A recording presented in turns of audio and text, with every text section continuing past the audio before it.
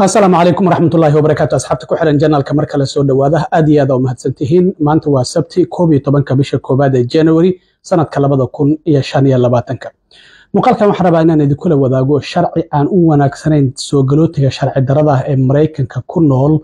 أو أقل ككونغرس كلابدا بوا سنة كإيا أقل كهاوس أوف ريبريسنتيف كوا إيميل مريان وحنا نقضي شرعي وجهري كونغرس كعصوب بقول يتبني السجالات ومال مريح حدبا شرع جاسم محوي هاي وندلا وذاقية نينك ترى مو مجعبي أرمها حد كي مسافرين أو شلي ورئيس سي تلفزيون كNBC محوك يري دتك سوغلوتيجا جوبه هذا الشقة مية لوجو تجيا ولا جسوا قبنايا سيدو كلنا كيمها اللي يرادو داريان جاب أودا هي كولومبيا يا بنما محوك يري يسيدو كلبا أرمكله أو دتك أمريكان كأيا نوسو شيء كرا dadka sharci darada ah ee dhibaatada geysta telefoon ayaan sameyn doonaa ayuu leeyahay arimahaas ayaan rabaa inaan idila socodsiiyo bal soo dhawaada aan ku bilaabay sharci la yiraahdo Lincoln Riley Act ayaa Congress-ka labada aqalba ay meel mariyeen toddobaadkan gabar magaceed ayaa loogu magac daray hadaba gabadhan horta maxay tahay bal marka hore sharciga inta aanan u galin aan gabadhan arimaheeda idinla socodsiiyo gabadhan waxa la yiraahdaa Lincoln Riley waxa ay ahayd ardayad dhiganaysa jaamacadda Georgia nin wadanka sharci darro ku soo galay oo wadanka Venezuela ka yimid ayaa 22kii bishii labaad ee sanadkii hore 2024 iyadoo xilliga subaxdii ardaydu way aalamiiteen iyadoo orodkeedii aalamiitada ku jirta ayuu meel uga soo baxay inuu kufsado ayuu rabay kadib qaylo ayay bilowday markaas kadibna waa uu dilay markii kaamirooyinkii dib loo raacay meeshii ku xirnaa ayaa la arkay ninkan isaga iyo walaalkii oo guri u dhow deganaa jaamacadda meel u dhow ayaa la soo qabtay waa la soo xiray ninkan marka maxkamad ayaa la saaray ugu dambeyntiina waxa la xukumay 20kii bishii November ee 11aad ee hadda dhamaatay sanadkii hore ee 2024 waxaana lagu xukumay xabsi daa'in oo aan cafis lahayn ayaa lagu xukumay marka gabadhan Trump oo lalaha doorashada dadkii magaceeda uu sheegay ayuu ku jiray wuxuu dhahay dadka soo galootiga waa kuwan dadkeenii dhalinyarada ee soo baxaystay wax baranaysa ayay dilayaan oo lalaha doorashada ayaa qayb ka ahaa Trump markii uu ololeynay haddaba marka sharcigan oo xubnaha Republicanka ee ku jira aqalka wakiilada ay soo diyaariyeen gabadhii ayaa loogu magac daray marka gabadhaasi waxa la yiraahdaa sharcigan the Lincoln Riley Act ayaa la yiraahdaa 9kii bishan oo talaadii la soo dhaafay ahayd ayaa aqalka wakiilada ama House of Representatives ka ay meel mariyeen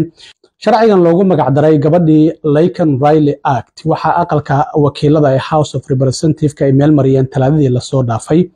waxa uu codeysay 264 oo ogolaatay 48 dimuqraadiyiin ayaa ku raacay Republicanka oo dadka ogolaaday ku jira 159 dimuqraadiyiinna waa ay diideen xubno kale oo ka aamusayna waa ay jiraan iyagana sidoo kale dhinaca sanadka markii la horgeeyay asagana 9kii January oo Khamiistii ahayd 84 ayaa u codeysay halka 9na ay diideen 9ka diiday dhamaantoodba waa dimuqraadiyiin marka sharcigan maadaama dhinaca Republicanka uu ka soo bilowday dimuqraadiyiinta dad xubno badan oo ka tirsan sanadka iyo aqalka wakiiladaba waa ay diideen hadaba waa kan sharcigii marka labada aqalba ay meel marinayeen bal wax yar ila daawada.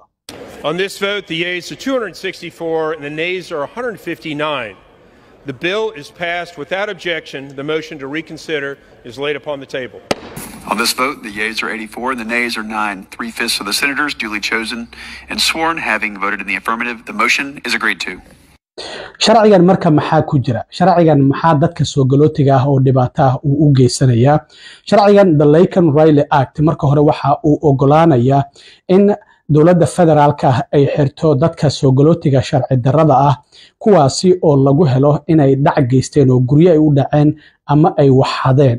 waxa sharcigan uu awood u siinaya xeerlaaliyaha guud in uu dacweyn karo dawladda federaalka ah hadii ay helaan cadeymo muujinaya in gobolkooda dhibaato ay ka soo gaartay in dawladda federaalku ay ku guuldareysatay in ay hirgeliso sharciyada qaranka ma siyaasadaha qaranka ee dhinaca immigrationka iyadoo sidoo kalena sharcigan sidoo kale waxyaabaha ku jira ay kamid yihiin inuu u ogolaanayo gobolada inay dacweyn karaan wasaaradda amniga gudaha hadii ay helaan in dhibaato loo geystay dadka muwaadiniinta Mareykanka dhibaatadaasina ay u geysteen dad wadanka sharci darro ku soo galay oo dawladda federaalka ay u ogolaatay marka haddii lay goboladu ay helaan cadeyn muujinaysa in siyaasadii dawladdu ay federaalka aysan si rasmi ah u dhaqan gelin sidaas darteedna dhibaato ay uga timid dadka muwaadiniinta Mareykanka dad soo galootiya oo si sharci darro ah ku soo galay wadanka dawladdu ay u ogolaatay wasaaradda amniga gudaha goboladu waa ay ku dacweyn karaan marka sharcigan sidaasi ayuu dhigayaa iyadoo sharcigaasina labada aqalba ay meel mariyeen waxana uu noqday sharcigii ugu horeeyay oo Congress-ka 119aad ay meel mariyaan maadaama 3dii bisha la daariyay dhinaca kale haddii aan u gudbo ninka Trump uu u xil saaray arrimaha xadka iyo masaafurinta Tom Homan ayaa shalay waxa uu wareysi siiyay telefishinka NBC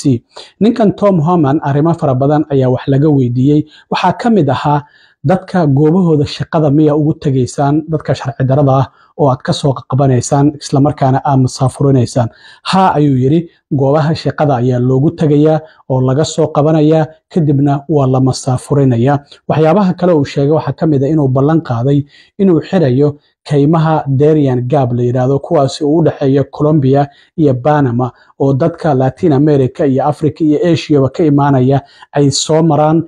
waa kaymaha lisa kuwaas oo dadka qaarkood ay ku geeriyoodaan waxa la soo maraya dhul kayma ah oo bahala leh buuro ayaa la soo maraya wabiyaal ayaa la soo maraya marka waxa uu yiri kaymahaasi gabi ahaanba waan xiri doonaa si aan u ilaalino ammaankeena qaranka maxaa yeelay dadka soo mara wadamadaasi idil markay soo maraan Mareykanka ay u soo socdaan isagoo waxa la weydiiyay military Mareykan miyaa la geynayaa mise dawladda Panama ayaa kala shaqeynaysa arintaasi waxa uu yiri dawladda Panama ayaan ka kaashan doonaa sidii gabi ahaanba kaymahaasi loo xiri lahaa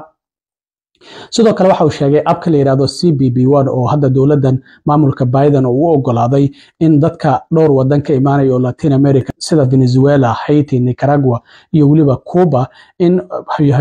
humanitarian bro loogu ogolaanayo abkaas intay ka soo apply gareeyaan ama airportada ay imaan karaan ama xadka ay imaan karaan marka ay ballan qabsadaan kadibna loo ogolaanayo inay wadanka soo galaan waxa uu yiri abkaas gabi ahaanba waan xiri doonaa sidoo kale waxa uu sheegay in ay sameyn doonaan telephone shacabka Mareykanka ay ka soo wici karaan haddii ay arkaan qof wadanka sharci darro ku soo galay oo dambi geystay ama dambi geysanaya haddii ay arkaan telephone ay soo wici karaan ayaan ku dhawaaqi doonaa ayuu leeyahay marka waxa uu yiri haddii ay arkaan qof caruur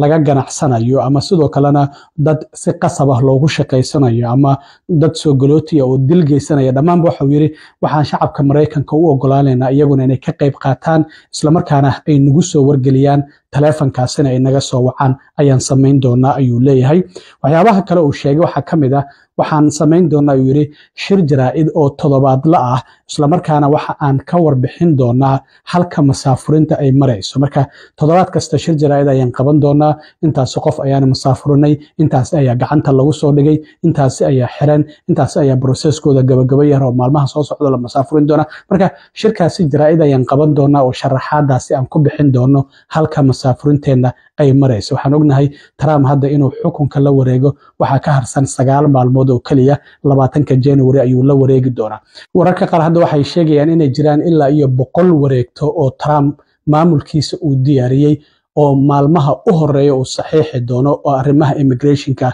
ay ku ka yihiin marka waan arki doonaa sidoo kale Trump marka xilka uu la wareego iyo talaabooyinka uu qaadan doono aad iyo aad u mahadsantiin asxaabta intaan mar kale kulmi doono waa saaxiibkiin cilmi waaro idin la sida iyo nabadgelyo